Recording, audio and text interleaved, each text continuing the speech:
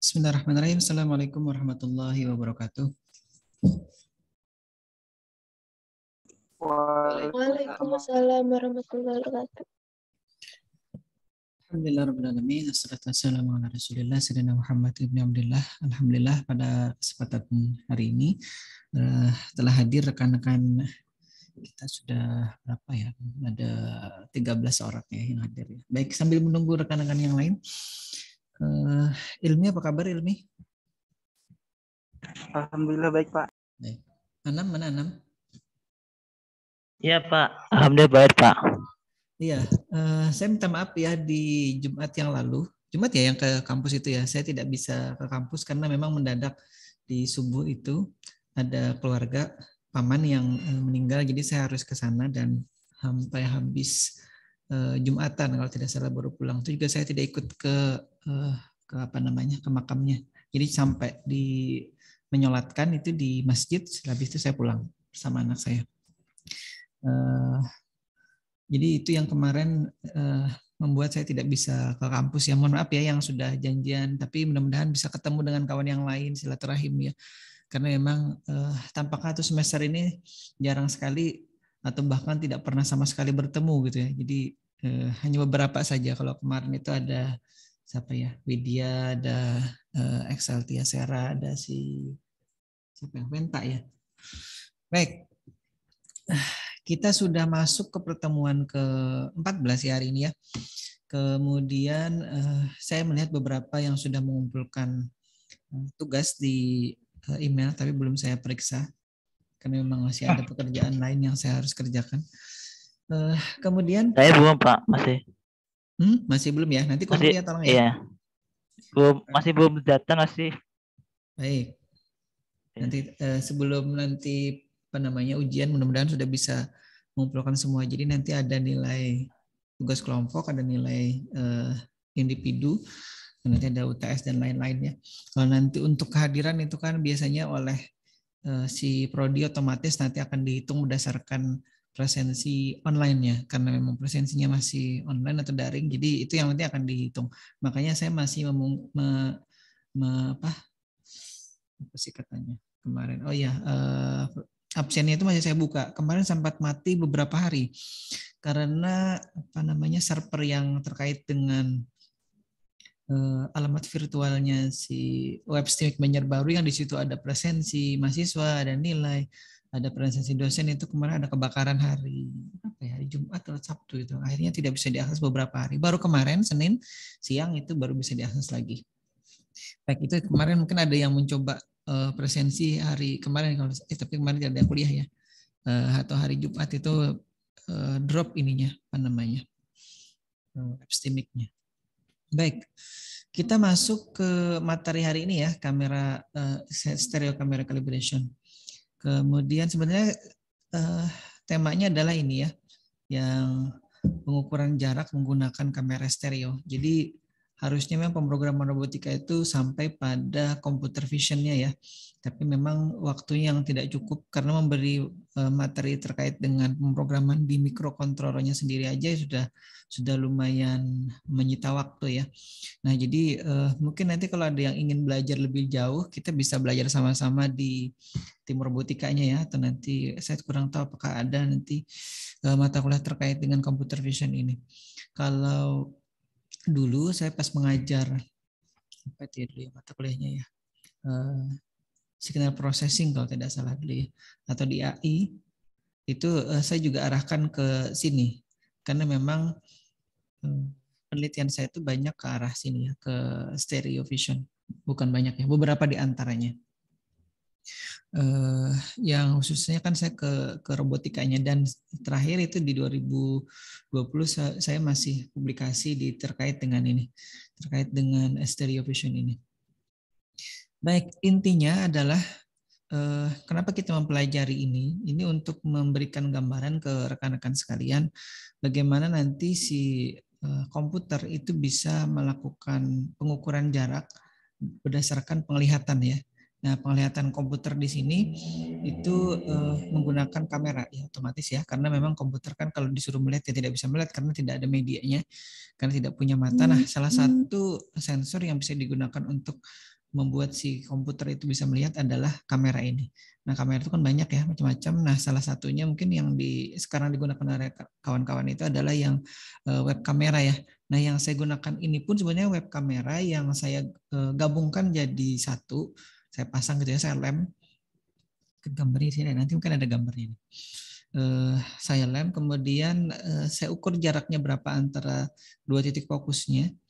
Kemudian nanti saya cari tahu informasi berapa focal length-nya. Mungkin kalau yang biasa mengotak-atik kamera atau biasa atau hobi di fotografi itu kan tahu apa itu focal length, apa nanti fokusnya segala macam ya, ISO-nya berapa, apalagi biasanya.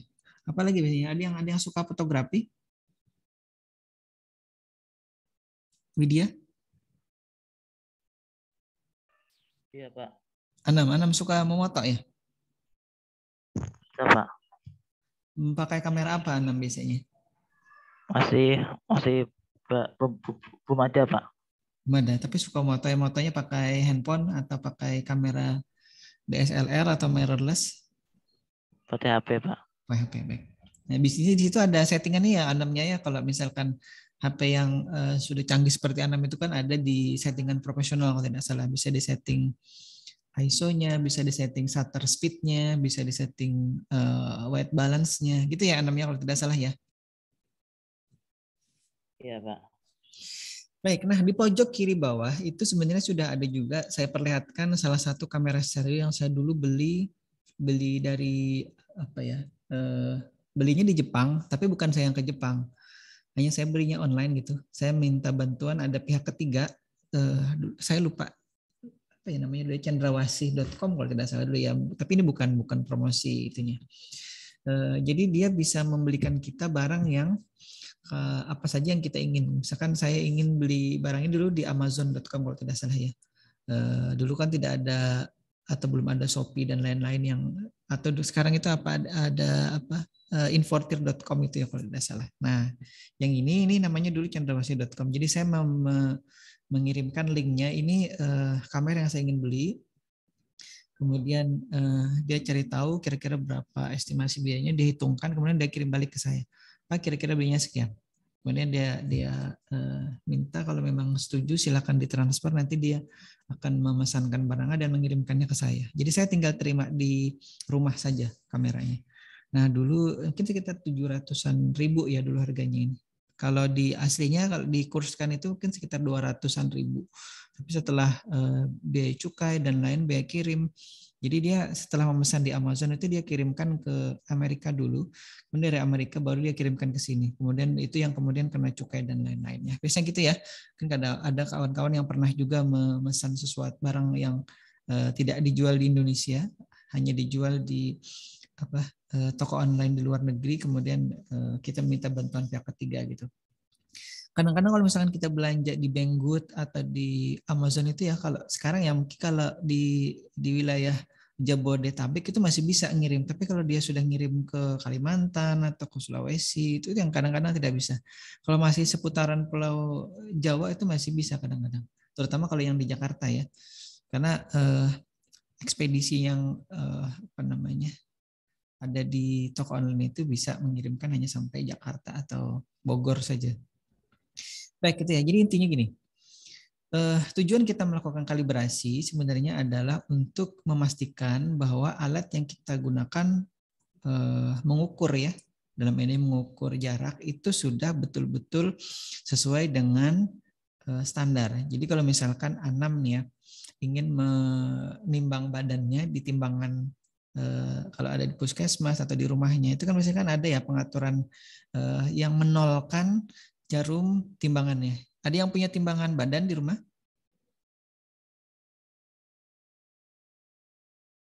Tidak ada, Pak. Iya Pak, tapi yang digital. Oh, yang digital. Kalau digital biasanya dia otomatis ya calibrate-nya ya, calibration-nya. Iya Pak. Ya, kalau misalkan ada yang punya timbangan digital untuk makanan ya, misalnya buah atau apa itu. Kalau di dapur, timbangan dapur lah, timbangan digital dapur. Kemudian misalkan siapa tadi, Wenta ya. Wenta ingin menimbang gula misalkan 200 gram misalkan ya. Itu kan diletakkan di timbangannya biasanya. Kemudian ada nanti tombol yang namanya apa sih namanya? Lupa saya nama tombolnya. Nah kalau lupa nama tombolnya. Nah kalau ditekan itu nanti pada saat sebelum diisi dengan gula atau tepung gitu ya, si mangkoknya tadi kita ini dulu, kita nolkan dulu. Nah itu namanya dikalibrasi. Jadi nanti yang pada saat kita masukkan tepung, si mangkok atau wadah ataupun toples tadi tidak dihitung sebagai berat dari benda yang ingin diukur massa atau beratnya tadi ya. Nah seperti itu kalibrasi yang sederhana ya. Saya lupa sih namanya tombolnya itu. Nanti ditekan tombol itu. Jadi kalau misalkan rekan-rekan beli buah juga ya di beberapa warung atau toko buah itu kan seperti itu. Biasanya dia ada keranjangnya, kemudian dia dinolkan. Diter ya namanya diter. Nah itu ya. Nah itu kalau di sederhananya kalau di keseharian kita diter ya, dikalibrasi istilahnya, dinolkan dulu. Nah kalau timbangan badan yang digital itu biasanya dia sudah otomatis ngeter pada saat dihidupkan gitu. Ada juga yang automatic on gitu. Pada saat ada beban dia langsung on, menunjukkan kemudian bobot atau berat dari orang yang menimbang berat badannya. Nah, baik saya kira cukup itu ya anunya ya pengantarnya. Jadi intinya kita akan melakukan pengukuran jarak. Nah, nanti aplikasinya macam-macam ya. Yang saya contohkan ini nanti mungkin di pertemuan terakhir di pekan depan, mudah-mudahan itu kita masih bisa bertemu. Itu nanti terkait dengan pengukuran jarak oleh robot, yang oleh robot itu kemudian dia bisa gunakan untuk menghindari halangan yang ada di depannya, termasuk untuk mengukur jarak objek yang dituju. Nah, seperti itu ya. Jadi nanti ada spesifikasinya ini si kamera dengan aplikasi yang diprogramkan ke komputer, kemudian dia bisa mengukur nanti berapa ininya, berapa maksimalnya, berapa minimalnya. Karena namanya alat itu kan dia punya spesifikasi. Jadi kalau misalkan timbangannya Wenta itu punya spesifikasi dari 0 sampai misalkan 150 kg. Nah, jadi kalau A6 beratnya lebih dari itu nanti jebol namanya sensor dan timbangannya di A6 ya. Saya kira A6 tidak seberat Pak. Ya. Baik, kita lanjut. Nah, ini apa itu kalibrasi kamera ya? Jadi tadi sudah saya jelaskan sedikit terkait dengan apa itu kalibrasi kamera. Nah, kalau kalibrasinya si timbangan tadi kan timbangan makanan ya atau di dapur, timbangan dapur itu diter untuk tadi menghilangkan berat benda selain yang ingin ditimbang. Jadi kalau misalkan kita letakkan mangkok, toples atau apapun itu, kemudian itu tidak kita hitung sebagai benda atau bahan yang akan ditimbang. Nah, kalau di kamera itu beda lagi ya. Jadi kalau tadi timbangan biasa itu kan ngenolkan ininya, penunjukannya dulu sebelum diberikan apa-apa. Nah kalau kalibrasi kamera, dia intinya nanti ada parameter yang kita ingin cari tahu ya. Dari itu kemudian nanti keluar informasi focal length dan lain-lain. Saya juga tidak terlalu hafal isinya itu. Intinya waktu itu karena aplikasi kalibrasi kamera ini sudah ada ya, jadi kita tinggal gunakan. Hanya saja waktu saya menggunakan ini ya di mana di tahun 2014 itu kalau tidak salah ingat ya, 15 itu saya 1 semester mengutak-atik urusan kalibrasi ini aja. Jadi promotor saya atau pembimbing saya waktu itu ketawa-ketawa aja. Pak, saya bilang saya mempelajari ini 1 semester untuk urusan kalibrasi ini aja, karena beliau minta, Pak, ini Pak Budi tolong dikalibrasi dulu ya kameranya. Perintahnya sederhana itu ya. Kalibrasi dulu kameranya sebelum digunakan untuk mengukur gitu ya, sederhananya. Tapi saya karena mungkin keterbatasan secara pribadi ya terkait dengan ini, karena kamera stereo itu bagi saya adalah baru ya, mengkalibrasi itu juga hal-hal baru. Jadi saya harus mencari tahu dulu bagaimana prosesnya, bagaimana nanti mengkalibrasinya, hasilnya apa, mengimplementasikannya ke programnya itu seperti apa, itu yang paling penting nantinya. Baik, nanti ada parameter dari lensanya atau sensor citranya yang kemudian nanti kita dapatkan setelah proses kalibrasi ini ya. Jadi sedikit berbeda ya, bukan menolkan penunjukan angkanya. Karena setelah kamera stereo nanti dirakit, dipasang di komputer, kemudian dia tidak bisa serta-merta menunjukkan angka hasil pengukurannya. Jadi yang kita cari tahu parameter di dalamnya. Nanti focal length berapa, dia kemiringannya berapa, apakah ada efek apa namanya itu fish eye ya kalau di kameranya 6 itu ya, yang seperti nanti melengkung gitu. Nah itu juga perlu nanti diratakan. Ada nanti proses perataannya sehingga kamera itu betul-betul menghasilkan apa namanya citra yang atau video yang rata gitu antara kiri dan kanan. Terus kita lanjut lagi ya. Nanti kalau ada yang kurang paham silakan diinterupsi saja ya.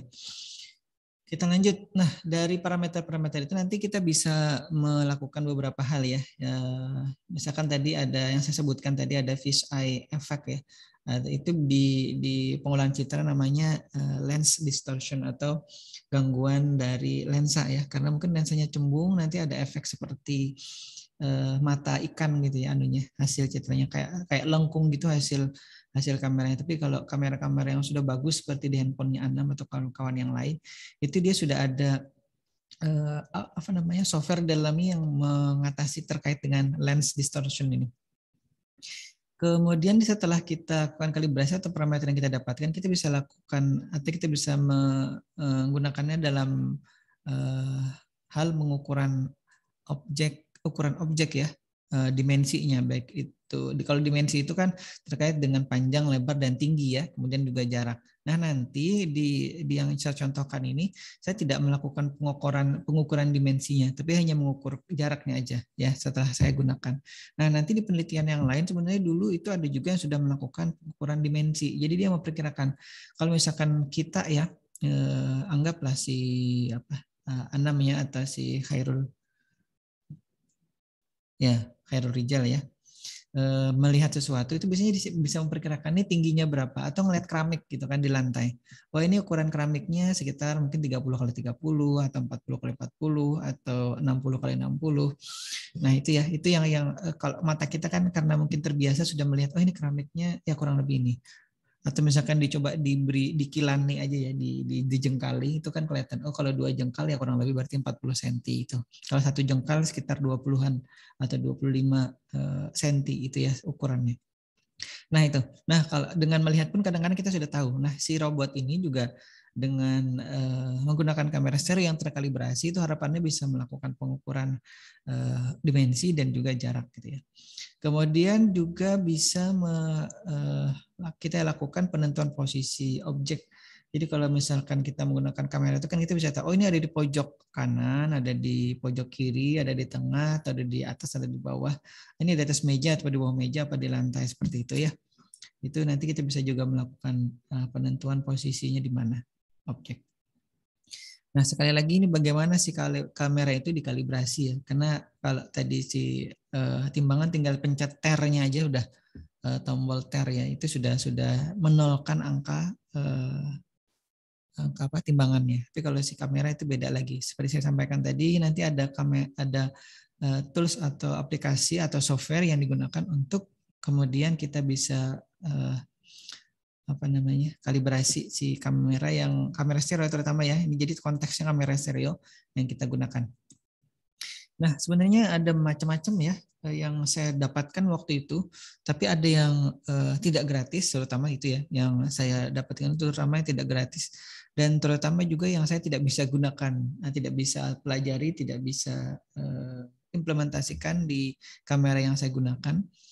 Dan itu yang kemudian saya mencari tahu kira-kira yang mana saya coba, oh yang ini tidak bisa, yang ini tidak bisa.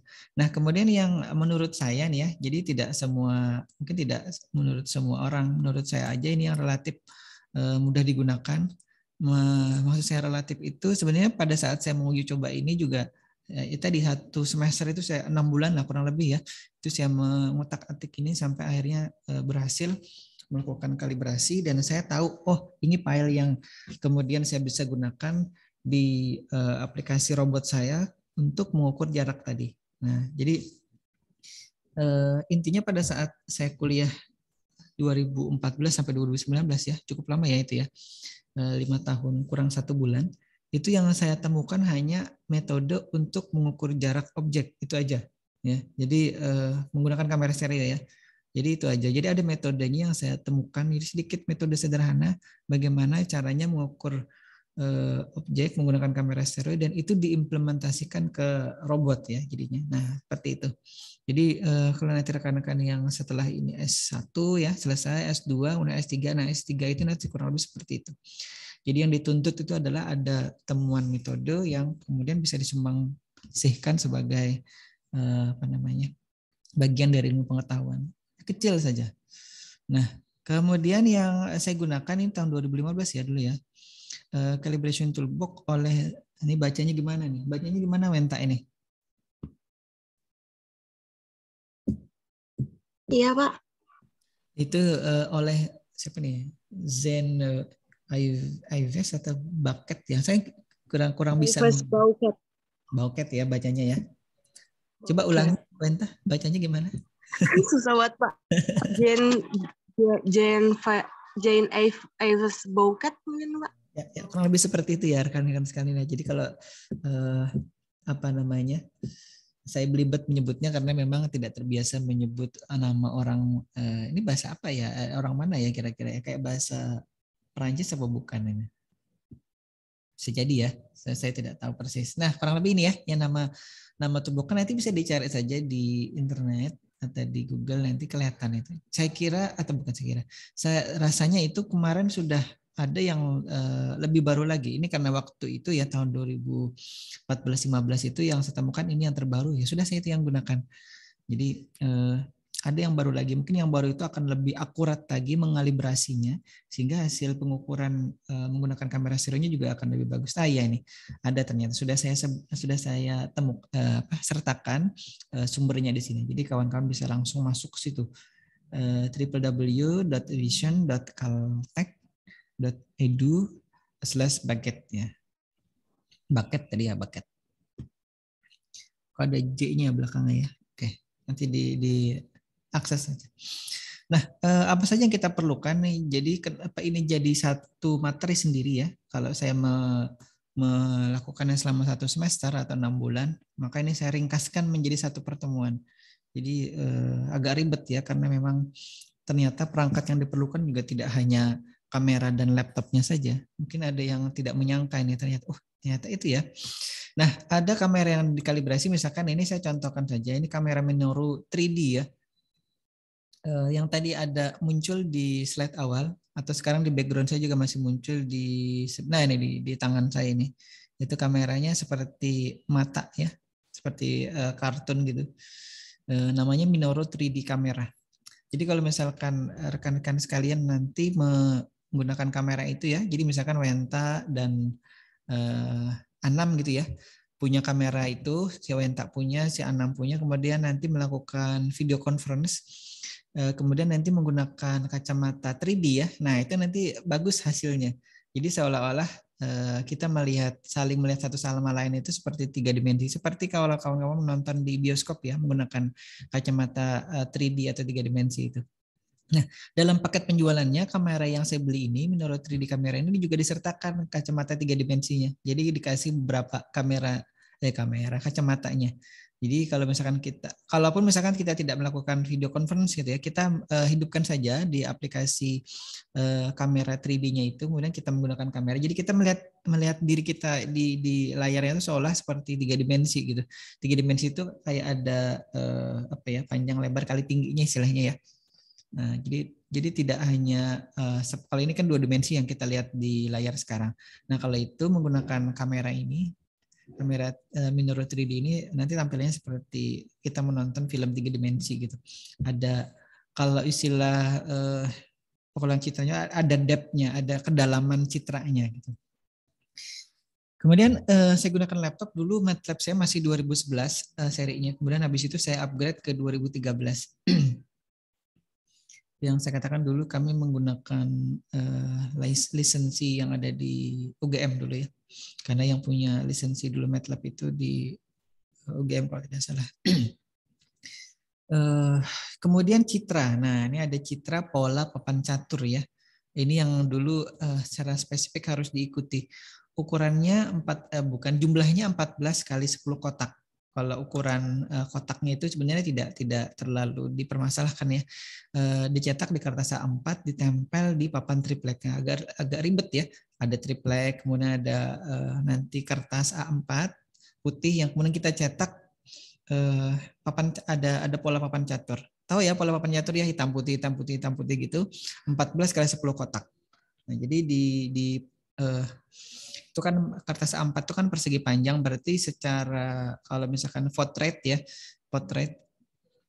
secara vertikalnya 14, kemudian secara horizontalnya 10 kotak. Nah, jadi diatur saja di situ. Nah, itu yang nanti kemudian kita gunakan untuk salah satu keperluan dari kalibrasi kamera ini ya. Nah, kemudian yang kita lihat ini kamera Minoru tadi ya, ini saya perlihatkan satu-satu ya. Nah, kurang lebih seperti ini. Jadi kalau misalkan diletakkan di atas layarnya laptop itu seperti dia nangkring gitu ya, seperti ada robot yang berpegangan di atas layar kita itu.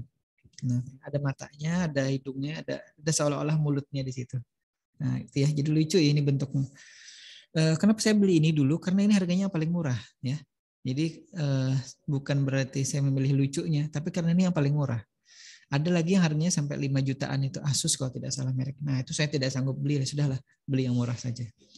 Tapi pada prakteknya kamera ini saya setelah coba gitu ya, itu untuk diperlukan real time system itu tidak cocok karena dia hanya bisa mengolah berapa ya? Mungkin kurang dari 10 frame per second ini. Nah, jadi waktu itu setelah menguji coba kamera ini, karena ini saya beli lama ya menunggunya, mungkin sebulanan itu, baru nyampe di Jogja waktu itu. Setelah saya uji coba, setelah dikalibrasi, ternyata juga tidak bisa digunakan secara real time. Akhirnya saya menggunakan kamera yang lain.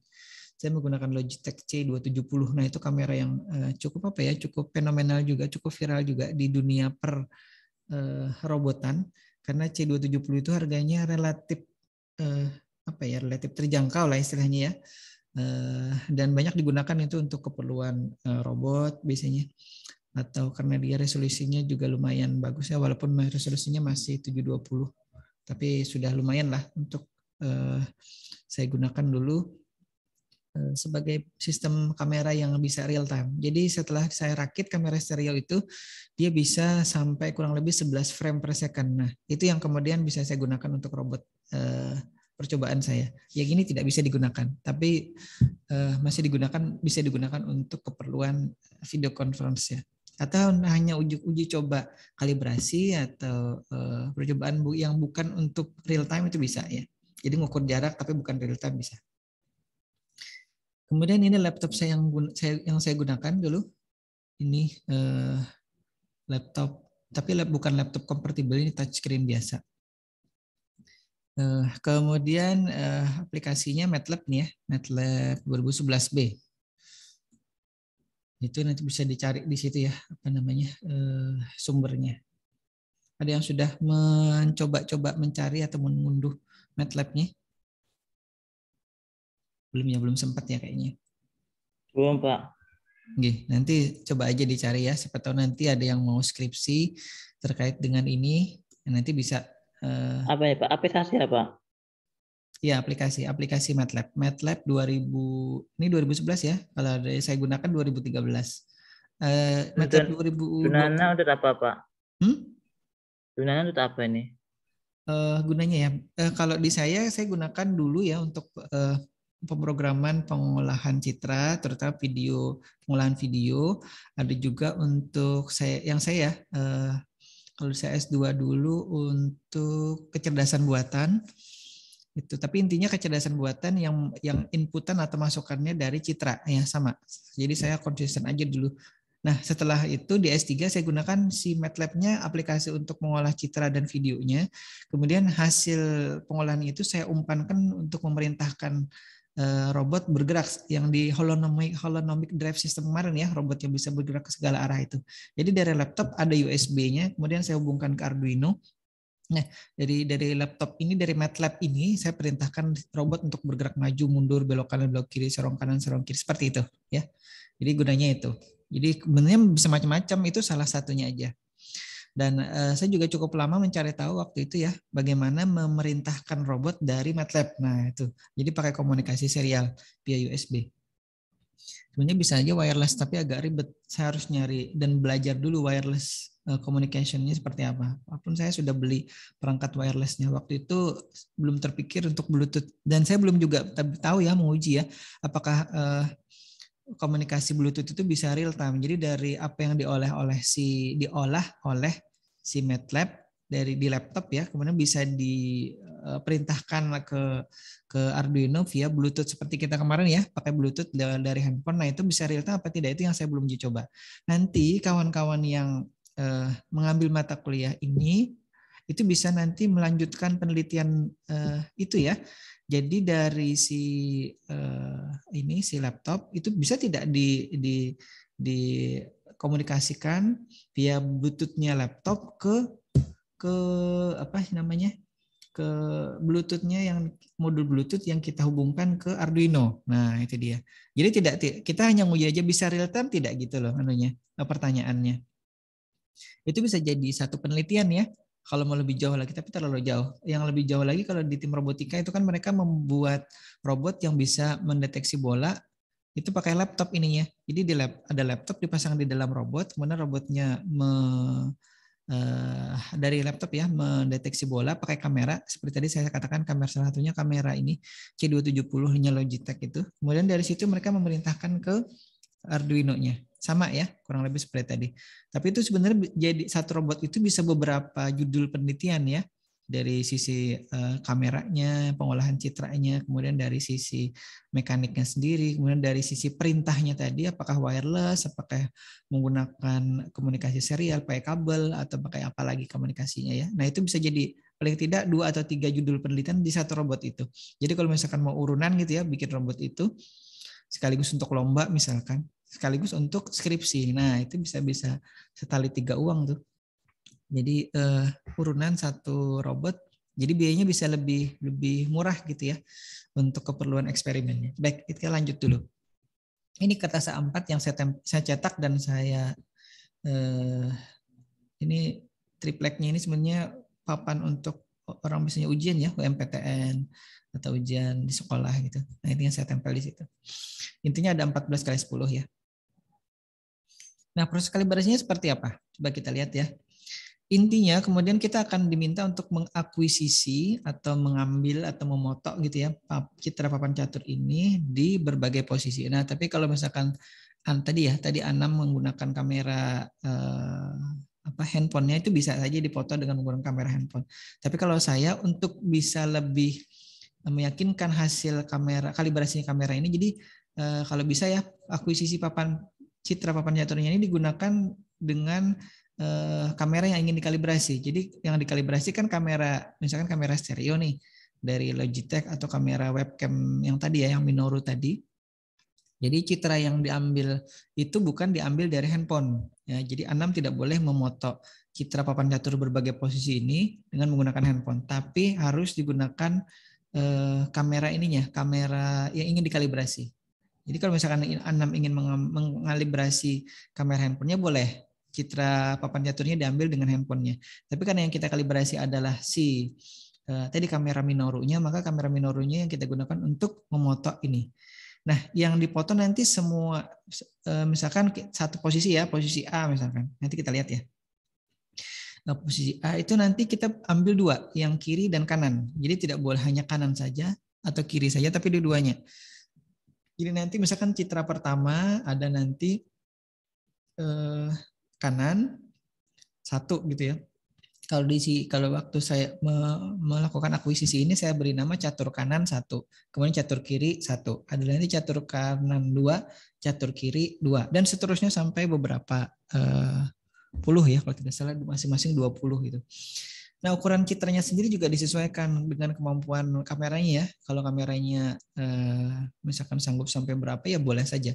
Tapi waktu saya mengolah ini saya ingin mengkalibrasinya dengan citra yang ukurannya kecil saja, 320 kali 240 piksel ya.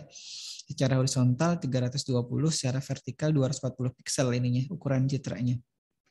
Nah, kalau kamera 6 mungkin bisa di atas itu ya, bisa Full HD 1080 kali berapa itu ya ukurannya. Nah, jadi intinya, kelewatan. Jadi proses akuisisi citra papan caturnya itu dengan berbagai posisi tadi ya, itu diusahakan jangan sampai nanti posisinya itu ada kotak caturnya itu tidak terlihat. Jadi harus jangan sampai nanti separoh gitu ya. Misalkan ini anggap saja ini papan caturnya itu ya. Nah, ada yang terhalang seperti ini. Nah, kalau ini kan full terlihat gini nih. Jangan sampai nanti ada yang misalkan separoh ini hilang, itu nggak bisa, jangan ya. Harus semuanya, misalkan ini berbagai posisi ya. Posisi vertikal gini diambil kiri kanan, kemudian posisi miring gini kiri kanan, posisi lagi kiri kanan, dan seterusnya. Ada berbagai posisi. Ada 20 ya kurang lebih. Nah, nama filenya sendiri itu secara default sebenarnya bisa dipilih, tapi saya memilihnya pakai tipe apa ya ini? Ekstensi filenya TIF. Nanti ada JPG, ada PNG, tapi TIF ini yang paling umum digunakan di proses kalibrasi kameranya. Artinya software yang tadi, kamera calibration tools-nya tadi itu bisa atau lebih mudah membaca file yang berekstensi TIF ini. Nah, yang kedua ya, setelah tadi akuisisi dengan apa namanya? Kamera yang ingin dikalibrasi, kiri dan kanan ada 20 citra. Nah, menit tadi.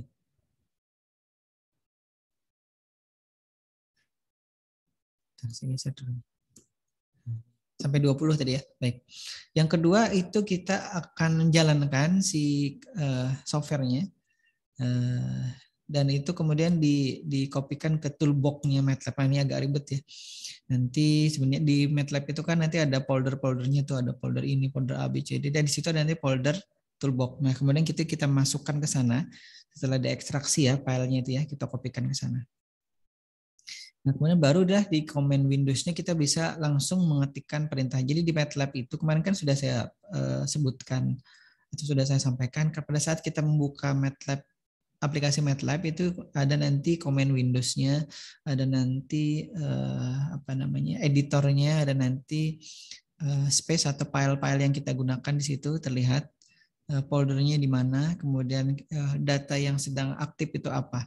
Nah, di command Windows-nya itu nanti kita bisa ketik calib, kemudian tanpa tanda petik ya, kemudian kita pilih nanti menunya menu standar di situ. Nah, kurang lebih seperti ini tampilannya kalau kita jalankan aplikasinya Camera Calibration Toolbox. Select yang mana kita ingin, model standar atau model memory efficient dan lain-lain. Nah, kalau yang standar nanti semua citra kiri dan kanan itu akan di-load oleh dia ya. Tapi biasanya kita bergantian kalau tidak salah. Kanan dulu baru nanti kiri dulu. Jadi semuanya yang 20 citra itu nanti akan di-load atau dibaca. Nanti kalau ada satu saja yang bermasalah, itu akan ada pesan error lagi ya. Nah, kalau misalkan tidak masalah, tadi semua penamaan filenya benar, urutannya juga benar gitu. Jadi nanti akan langsung dia baca semuanya. Nah, kalau misalkan sudah nih ya, setelah kita tadi ketik calib, kemudian muncul, kita pilih standar, nanti tampilannya kurang lebih seperti ini. Ini kalibrasi menu tampilan dari menu standar tadi ya, standar calibration. Nah, ini ya menunya, tampilannya. Nah, kita akan memilih menu image name di sini ya. Untuk nanti menunjukkan bahwa nama file yang kita gunakan itu apa. Misalkan yang saya gunakan tadi catur kanan, underscore ya, karena di underscore itu nanti menunjukkan ada angka 1, 2, 3, 4, sampai 20. Nah, kemudian atau juga catur kiri. Nanti kita urut dulu, kanan dulu misalkan ya. Setelah catur kanan, kita ketik catur kanan underscore. Nah, baru nanti dia akan kita minta untuk meread atau membaca citra yang kita sudah tadi tuliskan namanya ya. Jadi misalkan namanya tadi citra 6 kanan gitu ya, citra 6 kanan underscore. Nah, underscore semuanya kita tadi menamainya 1, 2, 3, 4, itu tidak perlu kita tulis angkanya. Cukup catur kanan. Kalau misalkan tanpa underscore juga boleh, catur kanan saja gitu ya, bukan pakai saja, catur kanan udah. Nanti sebenarnya catur kanan 1, 2, 3, 4 sampai 20. Kemudian kita akan meloadnya ke memori. Jadi ini biasanya perlu memori yang lumayan besar ya. Di laptop saya dulu saya upgrade dari 4 menjadi 8. Nah, itu sudah cukup untuk kemudian nanti melakukan proses ini. Kalau tidak nanti dia akan lambat sekali ngeload. Nah, setelah dia baca tadi ya, ini oleh sistem ya. Jadi calibration image-nya nih setelah tadi kan saya akuisisi itu berbagai posisi. Ini yang tadi saya katakan mana tadi? Ini berbagai posisi tadi ya. Beda-beda tapi semuanya masih terlihat. Artinya 14 kali 10 kotak caturnya ini terlihat di hasil tangkapan kameranya baik kiri maupun kanan. Jadi pada saat kita mengakuisisi citranya ini kanan dan kiri itu harus kita perhatikan betul-betul. Kadang ada yang terlihat di kamera kiri saja ya, ada yang terlihat di kamera kanan saja. Jadi kalau setiap citra yang kita akuisisi ini atau setelah kita capture ini ya, bahasa resminya akuisisi ya. Capture itu kan bahasa Inggris. Nah, yang kita akuisisi ini itu harus terlihat di kedua kanan dan kiri.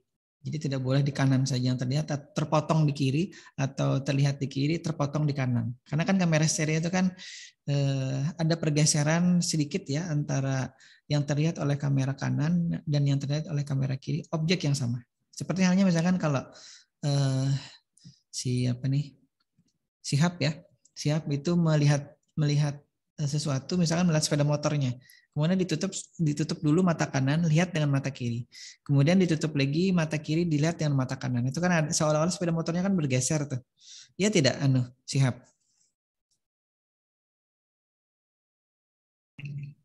Iya, Pak.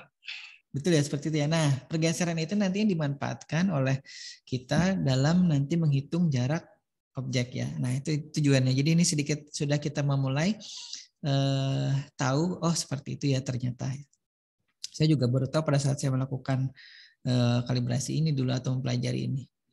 Baik, kita lanjut lagi. Ini contoh calibration image-nya yang sudah di-load dari folder kita tadi di komputer, kemudian oleh si laptop dibaca ya.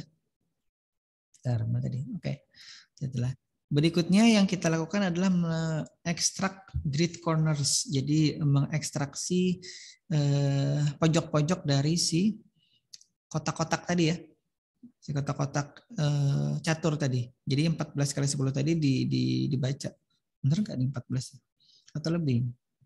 6, 8, 10, 14. Itu 2, 3, 4, 5, 6, 7, 8. Benar ya ini ya. 14 kali 10 ini udah terlihat di situ.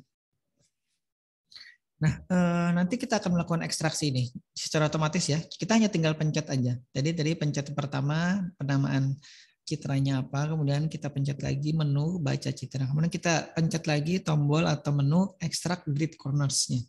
Nah, pada saat kita pencet itu dia akan memberikan informasi. Ini posisi sumbu Y-nya, sumbu Y-nya, sumbu Y-nya, kemudian ini sumbu X-nya, kemudian ini titik nolnya dari situ. Itu nanti akan dia gunakan untuk mengkalibrasinya, posisi-posisi X dan Y-nya. Nah, ini pada saat diekstrak ya, pojok-pojok atau ujung-ujung dari kotak-kotak caturnya itu dia ini kan dia baca gitu. Kalau kita lihat ini sudah bagus, artinya citra yang kita ambil menggunakan atau kita akuisisi menggunakan tadi kamera stereo yang ingin dikalibrasi sudah benar. Nih ya. Nah, jadi dia sekarang jadi DXDY. Ini seperti pelajaran diferensial ya. DXDY. Atau DYDT. DTDY dulu ya. Saya agak lupa juga nih pelajaran diferensial matematika terapan. Baik, ini sudah terlihat di sini. Pojok-pojoknya terlihat ya. Ini pojok dari kotak hitam. Nih. Mouse saya terlihat ya di layar kawan-kawan sekalian ya. 6, mouse saya terlihat tidak? Kelihatan, Pak. Oh, baik, terima kasih. Karena saya takutnya saya menunjuk, tapi mouse-nya tidak terlihat. Kita lanjut dulu ya. Nah, ini juga sama tadi extracted corners-nya. Itu di temboknya ada sesuatu itu ke koyak kayaknya dulu di Jogja, di rumah kontrakan. Nah, ini di berbagai posisi ya. Jadi ini kiri dan kanan. Bukan, mohon maaf, bukan kiri kanan, berbeda nih. Nah, ini saya lupa ini citra kiri saja. Kayaknya di citra kanan dulu nih. Ini kayaknya kanan nih. Kanan, tapi ini berbeda ya, figur 3. Sama tidak ini posisinya? Kurang lebih ya. Nah ini lagi. Kemudian, nah setelah dilakukan kalibrasi tadi sementara ya, yang sementara kita dapatkan di sini itu ada calibration results-nya after optimization with uncertainties. Jadi ada beberapa ketidakpastian di sini sebenarnya. Jadi yang terlihat di sini ya, saya tidak bisa jelaskan semuanya juga karena saya tidak semuanya ingat ini. Dulu waktu mempelajari ini saya pelajari apa ya maksudnya ini karena sudah lama ini.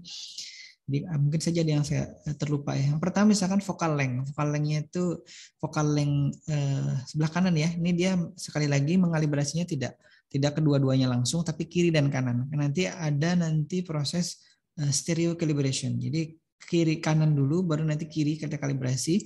Hasilnya ini ya, angka-angka ini nanti akan kita gabung lagi. Tapi bukan kita secara manual ya. Nanti ada tombolnya stereo calibration. Nanti setelah ini kita dapatkan, kita simpan filenya. Nanti kita akan lanjut lagi ke menu yang stereo calibration-nya sebentar. Lihat di sini ya. Ini focal length-nya sekian, ini angka-angkanya. Ini plus minusnya 2, sekian. Baik yang sini sampai sini. Ini min max kalau tidak salah ya. Jadi kalau dihitung nanti antara 445,52 sampai 446,48 itu lebarnya berapa. Nah itu adalah nanti ketebalan lensanya. Ini kalau di lensanya handphone itu berapa mili ya. Tapi ini bukan dalam mili kalau tidak salah, hasilnya dalam mili apa pixel ya kalunya hasilnya ini. Kalau tidak salah ya. Jadi, artinya beberapa pixel tebalnya itu. Kameranya. Kemudian ada principal point-nya. Principal point itu kalau tidak salah titik tengahnya ya, kalau tidak salah ingat nih. Ini 161, 120. Tadi kan kita mengambil citranya kan di 320, 240 ya kan. Nah, titik tengahnya menurut aplikasi ini, menurut software ini di pixel 161,97. Jadi tidak di 160 karena tadi 320 ya. Tidak persis di situ tapi di 161,9. Kemudian secara vertikal itu juga titik tengahnya tidak di 120 persis tapi 120,7 sekian. Ada skew-nya ini. Skew ini mungkin kemiringan ya. Angle of pixels excess 90 derajat ya. Ini 90 derajat artinya si sudut-sudut tadi itu terukur benar ini 90 derajat ya. Sudut-sudut kotak catur tadi. Nah, ini ada distortionnya. Nah, ini distortionnya ada parameter-parameternya. Saya tidak hafal ya. Ada angka-angka sekian ini. Ini kalau yang piece eye itu distorsinya ada angka-angkanya juga sekian. Nah, ini yang distortion ini nanti kemudian yang kita akan juga gunakan ya, bukan kita sistemnya akan kita suruh menggunakan parameter itu. Ini pixel errornya. Kemudian the numerical error are approximately 3 times. Apa ini katanya? Tertutup oleh standard deviation for reference ya. 3 kali standar deviasi. Ini pelajaran statistik ya. Untuk referensi. Nah, ini salah satu hasil kalibrasi yang sudah kita ini kan ya. Kita dapatkan ke lagi. Ada lagi nih kalibrasi yang satunya kalau tidak salah nih ya. Kalibrasi satunya ini berbeda. Kalau tadi sebentar. Tadi kan titik tengahnya di 161 ya. Nah, ini kamera yang satunya kiri itu di 170 dan satu lagi di 108. Nah, beda sekali nih. Jauh sekali nih ininya. Melencengnya ya. Nah, itu karena itulah kita perlu melakukan kalibrasi. Bisa jadi pada saat digunakan ini kan ada fokusnya yang saya tidak sengaja ubah-ubah, akhirnya menyebabkan principal point atau titik tengahnya itu bergeser itu. Ya, jadi tidak lagi di 100, harusnya di 120-an ya. Ini di 108. Berapa 12 pixel bergesernya ini. Baik, ini ya. Ini jadi parameter ini yang kemudian kita simpan. Yang kanan ya, disimpan dengan nama file calib result right mat. Jadi yang kiri juga kita simpan calibration result lab, artinya kamera kiri, ekstensinya mat. Mat itu pairnya MATLAB ya. Jadi biasanya kalau misalkan kita sudah membuat, kalau yang pelajaran AI ya, artificial intelligence atau kecerdasan buatan menggunakan neural network, biasanya hasil yang sudah kita buat atau kita sudah olah itu ya, sistem cerdasnya itu kita juga bisa simpan dengan math ini. Nah, begitu pula dengan ini hasil kalibrasinya untuk kamera kanan kita simpan dengan ekstensi calibration right.math dan juga kiri.math, left.math ya.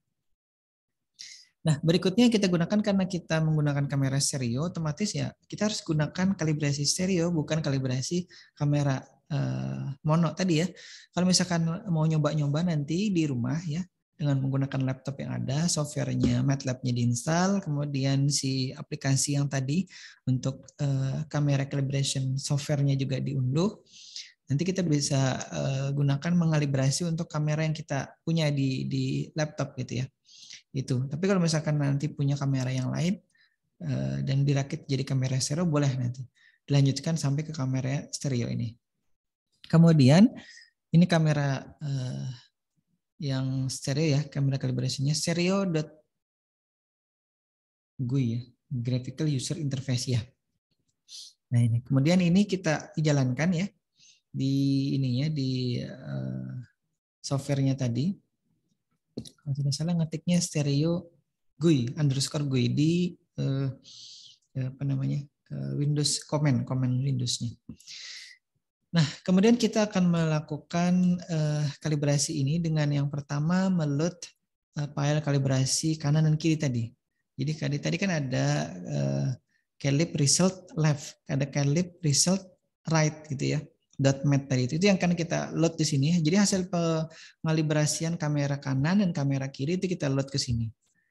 Dan setelah di load nanti kita akan pencet atau jalankan proses dari situ run stereo calibration ya, ada tombolnya di sini. Ini yang saya tunjuk nih. Setelah dijalankan nanti dia akan meload dan mengolah menghasilkan lagi angka seperti ini. Nah, ini ya. Jadi focal length-nya setelah diolah kedua hasil kalibrasi kanan dan kiri nanti menghasilkan focal length kesimpulan yang stereonya kurang lebih seperti ini. Nanti tadi 448, sekian gitu ya. Dia entah diambil rata-ratanya, saya kurang tahu ya persis seperti apa yang dilakukan oleh sistem atau softwarenya ini. Tapi setelah kita load tadi kedua filenya nanti hasil menghasilkan seperti ini. Titik tengahnya jadi ini ya, 170. Karena tadi kita lihat ya, ada salah satu si hasil kamera kiri kalau tidak salah itu dia di 108, maka yang kanan pun akan diikut sertakan ke yang situ ternyata ya. Hasil ini titik tengah ya, principal point-nya. Oh ini tadi mohon maaf, ini tadi dia meload dulu. Kemudian bukan dirata-ratakan tadi ya, sebentar. Ini tadi ini yang kiri dan kanan ya dia load. Mohon maaf. Oh iya betul. Nih dia tadi ngeload ke kiri dan kanan. Baru dia akan menghasilkan lagi nih extrinsic parameter. Jadi posisi dari kamera kanan terhadap kamera kiri. Nah ini juga ada ada posisinya. Dia terrotasi sekian pixel gitu ya. Tergeser, ditranslasi, digeser beberapa pixel nih minus sekian, kemudian minus sekian lagi. Ini X, Y, Z-nya kalau tidak salah ya. Rotasinya terhadap sumbu X, Y, Z. Jadi sumbu X-nya di minus 0,0, kemudian di Y-nya minus 0,0. Jadi hampir rata ini. Tidak terrotasi, tidak terputar secara apa namanya ini searah jarum jam atau berlawanan jarum jam. Dan juga ini 3 dimensi ya foto rotasinya. Jadi sumbu X dan sumbu X Y Z-nya hampir tidak terrotasi kalau dilihat dari sini ya. Tapi angka-angka ini tetap digunakan oleh nanti komputer ya, oleh MATLAB untuk keperluan nantinya ya, untuk mengukur jarak. Jadi walaupun angkanya 0,00 sekian itu tetap kita pakai saja. Kemudian di translasinya ini X Y Z-nya juga terlihat di sini ya. Kamera kanan terhadap kamera kiri. Jadi di kamera kanan itu terhadap kamera kiri tergeser minus 328,95 pixel ya. Terhadap sumbu Y-nya tetap sama karena dia posisinya kan sama tuh. Terhadap sumbu Z-nya ternyata ini tergeser kurang lebih 5,96 pixel. Terbayangkan ya kira-kira ya kamera stereo yang tadi yang Minoru tadi, ternyata pada saat dikalibrasi terlihat gitu bahwa posisi pabrik merakitnya itu tidak posisi yang sama persis. Tapi kalau tadi posisi rotasinya dia tidak terotasi atau tidak terputar gitu ya. Posisinya sama. Tapi di posisi X, Y, Z-nya dia terlihat berbeda gitu ya. Otomatis ya karena memang posisi kamera kanan itu terhadap kamera kiri secara posisi X-nya ya, horizontalnya itu kan bergeser tuh. Berarti yang kanan itu ada di ada di kanan yang kiri ya otomatis ya. Nah itu dia ditulis di situ minus 328 di sumbu X-nya. Sumbu Y-nya hampir mungkin tidak bergeser ya, hanya 0,07 di posisi Z-nya, kedalamannya ya, posisinya di sumbu Z-nya itu 5,96 piksel. Nah, kemudian hasilnya setelah dikalibrasi ini kita simpan lagi dalam file namanya calibresults.stereo.mat. Nah, ini hasil dari pembacaan parameter kalibrasi kamera kanan, kamera kiri, kemudian dikalibrasi secara stereo, hasilnya kita simpan lagi. Nah, ini nanti akan kita gunakan lagi ya. Nah, berikutnya kita lakukan adalah proses rektifikasi. Jadi setelah tadi disimpan hasil proses stereonya, kita lakukan kemudian proses rektifikasi. Rektifikasi ini perataan ya. Jadi misalkan tadi sepeda motornya si Shihab itu pada saat kita nanti lihat itu ya oleh kamera, itu posisi setangnya, posisi setang ujung setang kanan itu antara kamera kanan kamera kiri harus rata. Ya, jangan sampai nanti setang itu terlihat lebih tinggi di kamera kanan dan lebih rendah di kamera kiri. Bisa bayangkan ya Shihab ya? Bisa, Pak. Baik, alhamdulillah. Yang lain juga saya harapkan bisa ya, bayangkan ya. Nah, jadi proses berikutnya kita lakukan adalah rectification atau rektifikasi ya bahasa Indonesianya. Bahasa sederhananya perataan. Jadi kalau nanti ada titik yang objek yang sama, ujung titik objek yang sama itu harus juga rata secara horizontal. Ini hanya horizontalnya ya, secara horizontal baik di kiri maupun kanan. Jadi tidak boleh nanti berbeda. Nah seperti ini misalkan ya. Saya coba tarik nih hasil citra kiri dan citra kanan. Di proses akuisisinya tadi kan kita coba bandingkan ini. Nah setelah saya tarik satu garis horizontal gini, itu saya perhatikan ternyata sudah rata. Nah kalau misalkan tidak rata, itu yang kemudian kita lakukan rektifikasi ya, kita lakukan perataan. Nah dari proses extrinsic parameter tadi, yang di kamera stereo tadi itu ya, itu kemudian ini ada hasilnya ya ntar. Nah ini hasil kamera ntar. Saya salah. Kembali ke slide yang tadi ntar. Salah slide. Nah ini nih. Nah ini ya proses rektifikasinya ya. Jadi posisi titik yang sama itu harus berada pada posisi yang sama pula. Ini kan yang bergeser nih, coba dilihat. Ini adalah proses sebelum direktifikasi dan sesudah direktifikasi. Ya, jadi yang saya tunjuk ini yang pojok ke kiri atas ya, yang kalau dilihat di layar sekarang itu yang sebelum direktifikasi, dan ini juga citra kanan yang sebelum direktifikasi. Jadi bergeser tuh.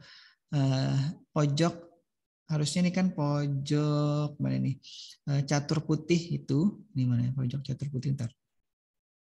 Pojok catur putih ini tidak sama posisinya. Setelah direktifikasi atau proses rectification itu pojoknya ini sama posisinya. Nah itu dia. Itu yang dilakukan kemudian oleh kita dengan software tadi ya, melakukan rektifikasi.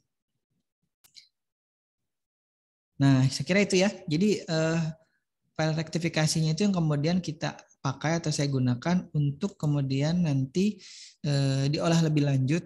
Mungkin nanti di pertemuan berikutnya diolah lebih lanjut untuk bagaimana kita bisa menentukan jarak sebuah objek menggunakan kamera stereo. Jadi tujuannya akhirnya tadi setelah mendapatkan parameter, tadi awalnya mengakuisisi citra, kemudian mengalibrasi citra kanan, mengalibrasi kamera citra kiri, di load lagi, kemudian dikalibrasi secara stereo, kemudian didapatkan nanti parameter untuk keperluan rektifikasi tadi. Jadi kalau kamera dikalibrasi kiri dan kanan, stereo kalibrasinya sudah didapatkan, tanpa kita gunakan proses rektifikasinya juga tidak akan ada gunanya ya untuk nanti pengolahan dalam rangka mengukur jarak objek menggunakan kamera stereo. Ya, mudah-mudahan bisa dipahami ya, kurang lebih seperti itu. Mungkin ada yang ditanyakan dulu sampai sini.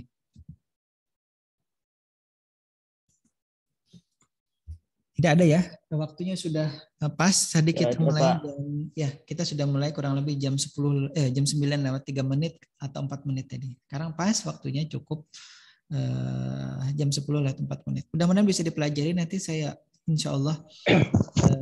Mau nanya. Ya, silakan. Untuk kemarin kan Bapak ada ngasih tugas itu individu kan yang tugas merangkumnya Pak. Betul. Itu terserah untuk kita mengambil materinya dari materi berapa? Boleh, silakan yang mana aja. Mau yang hari ini juga boleh. Jadi mungkin yang masih fresh gitu ya, masih ya udah diketik aja ininya, apa namanya, apa yang didapatkan. Untuk yang kata Bapak, tugas kelompoknya Pak? Biasanya saya ambilkan aja. Jadi sebetulnya biar tidak ribet, ngumpulnya cukup sekali atau 2 kali, atau sekali ini aja. Baru kali ini ya saya beri tugas ya. Alhamdulillah ya Pak, baru kali ini. Jadi nanti biar aja cukup satu ini aja. Nanti saya jadikan 2 ininya, apa namanya, nilainya. Jadi, ya kalau nanti berkelompok saya takutnya nanti merepotkan lagi, harus mengerjakan berkelompok, koordinasi dan lain-lain. Biar aja satu aja, nanti dijadikan 2 untuk nilai individu dan kelompok. Gitu ya kira-kira Wenta ya. Iya Pak, makasih banyak Pak. Ada lagi yang lain? 6? Ya. Oh ya, nanti mudah-mudahan nanti kita bisa ketemu lagi ya di secara offline. Saya tidak tahu ini hasil surveinya kemarin, apakah kawan-kawan itu mayoritas menginginkan perkuliahan tatap muka atau offline gitu, atau luring. Apakah masih banyak yang tetap muka ya, atau masih banyak yang menginginkan secara daring? Kalau saya sih mengisinya kemarin ya udah tetap muka aja. Dong sudah. Ini tetap muka Pak. Tetap muka aja ya, biar bisa bertemu langsung ya, kalau bertanya atau apa gitu, praktikum juga. Iya Pak. Baik, saya kira itu. Baik, nanti untuk yang tim robotika juga silahkan ya, kita lanjut lagi. Saya kemarin sudah mengeluarkan barang-barang robot itu banyak, tapi saya belum pindahkan ke kelas di ruang 104 itu, masih ada di gudang yang satunya, karena gudang yang saya ambil kemarin itu bocornya luar biasa itu. Jebolnya aja lagi yang belum ya. Kalau bocornya sudah banyak. Saya takut, untungnya kemarin itu tidak merusak, hanya rodanya yang saya dapati rusak semua, hampir itu rodanya, dan tidak ada yang jual itunya ya, karetnya. Baik, kita lanjutkan di pertemuan berikutnya insya Allah. Mudah-mudahan panjang umur, sehat walafiat, dan saya akhiri. Mohon maaf juga kalau ada kesalahan materi yang saya sampaikan, nanti bisa dikoreksi, tidak di kolom komentar ya, karena hari ini tidak live. Jadi saya takut ada masalah lagi di proses sharing dan lain-lain. Jadi sudahlah, nanti saya upload aja ininya, hasil Zoom meetingnya. Saya kira itu. Terima kasih sekali lagi atas kehadirannya rekan-rekan sekalian. Mohon maaf tidak menyapa semuanya. Saya kira tadi karena waktunya sudah habis. Saya akhiri dengan ucapan wabillahi taufiq wal hidayah. Assalamualaikum warahmatullahi wabarakatuh. Waalaikumsalam warahmatullahi wabarakatuh. Warahmatullahi wabarakatuh. Terima kasih Pak. Terima kasih Pak. Sama-sama.